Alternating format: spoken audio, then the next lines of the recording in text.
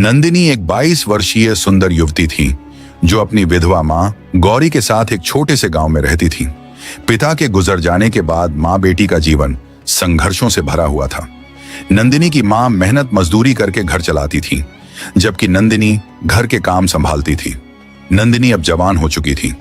उसकी रूप रंग अद्भुत थी, गहरी काली आंखें, लहराते बाल और कोमल त्वचा। लेकिन उसके भीतर एक अनजानी आग जल रही थी जिसे वह खुद भी समझ नहीं पा रही थी। एक दिन गांव में एक युवा साधु महेश्वर का आगमन हुआ। वह तेजस्वी, शांत और प्रभावशाली व्यक्तित्व का था। गांव के पुराने शिव मंदिर में वह ठहरा था और भिक्षा मांगकर जीवनयापन करता था। एक दिन जब नंदिनी की मां खेतों में थी, साधु भिक्षा मांगते हुए उसके द्वार पर आया। नंदिनी ने दरवाजा खोला और जैसे ही उसकी नजर महेश्वर पर पड़ी, उसका दिल तेजी से धड़कने लगा। महेश्वर की गहरी आंखें और सौम्य मुस्कान नंदिनी के मन में हलचल मचा गई। उसने कांपते हाथों से भिक्षा दी, लेकिन उसकी नजरें बार बार साधु पर टिक जाती। साधु ने बिना किसी मोह के भिक्षा ली और चला गया, लेकिन नंदिनी का मन वहीं अटक गया था।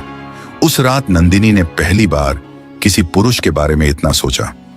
उसका दिल बेचैन था और उसका शरीर अजीब सी हलचल महसूस कर रहा था। उसके अंदर एक अलग ही प्रेम की ज्वाला भड़कने लगी। अगले दिन नंदिनी ने बहाना बनाया कि वह बीमार है और खेतों पर नहीं जा सकती। मां चली गई और नंदिनी मंदिर पहुंच गई। वहां उसने महेश्वर को पूजा करते हुए देखा। वह बस दूर खड़ी उसे देखती रही। धीरे धीरे वह हर दिन मंदिर जाने लगी। कभी वह फूल चढ़ाने के बहाने जाती तो कभी जल चढ़ाने।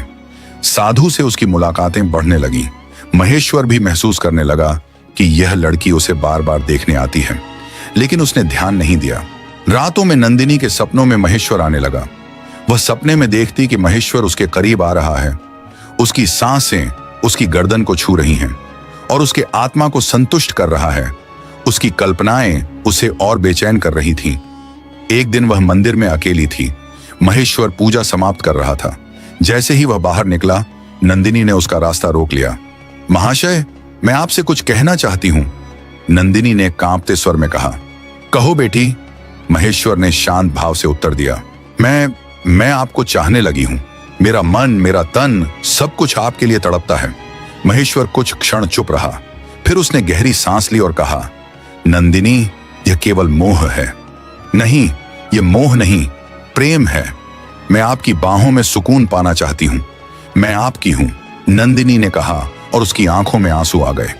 उसकी मासूमियत और प्रेम देखकर महेश्वर विचलित हो गया। नंदिनी ने धीरे से उसका हाथ पकड़ लिया। यह पहला स्पर्श था। महेश्वर ने कुछ नहीं कहा, लेकिन उसने अपना हाथ धीरे से छुड़ा लिया।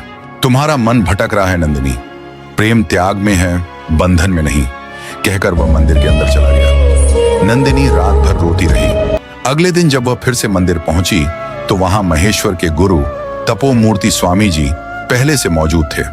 गुरुजी को देखकर नंदिनी घबरा गई। उन्हें सब कुछ पहले से पता था। बेटी, तुम्हारी आयु को दोष नहीं दिया जा सकता, लेकिन तुम्हारा मार्ग गलत है। मोह में बंधना सुख नहीं, दुख लाएगा। तुम्हारा विवाह ही इस समस्या का हल है। गुरुजी की बातों ने नंदिनी की मां गौरी की आंखें खोल दी। कुछ ही दिनों में नंदिनी का विवाह एक अच्छे युवक से करवा दिया गया। महेश्वर और उसके गुरु ने गांव छोड़ दिया और अपनी साधना के लिए आगे बढ़ गए। नंदिनी अब अपने नए जीवन में खुश थी। यह कहानी हमें यह सिखाती है कि मोह और प्रेम में बहुत अंतर है। सच्चा प्रेम वही है जो आत्मा को शांति और उन्नति की ओर ले जाए। इच्छाओं को नियंत्रित रखना ही असली तपस्या है। सच्चा प्रेम आत्मा को मुक्त करता है, बंधन में नहीं डालता।